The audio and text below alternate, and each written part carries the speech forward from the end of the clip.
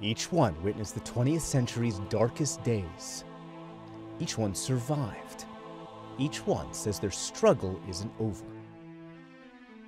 140 faces that I hope people will never forget. And together, as a group of 140 Holocaust survivors, yeah, I think it's powerful enough to make a change, maybe.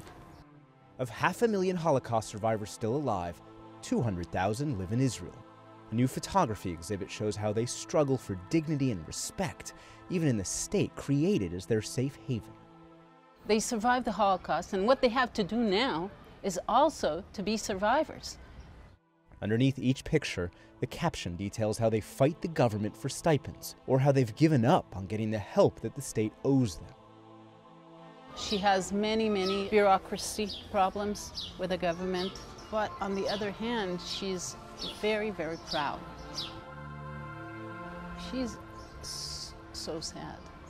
She lost her husband like a year before this photograph, and she feels so lonely.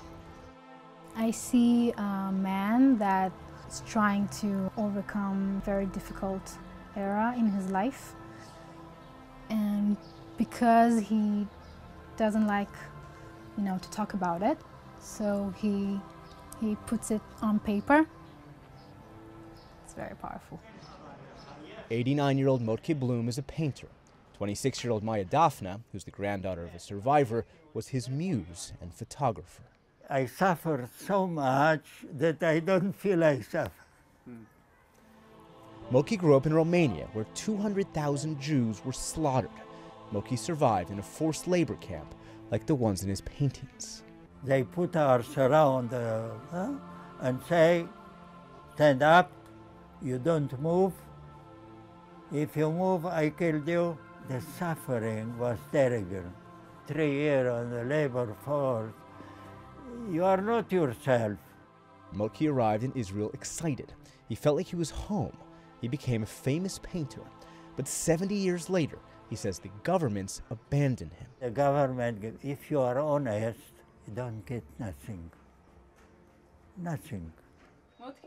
In response to that anger, the Israeli government announced this week it would increase survivors' medical care, their pensions, and hand out an additional $300 million.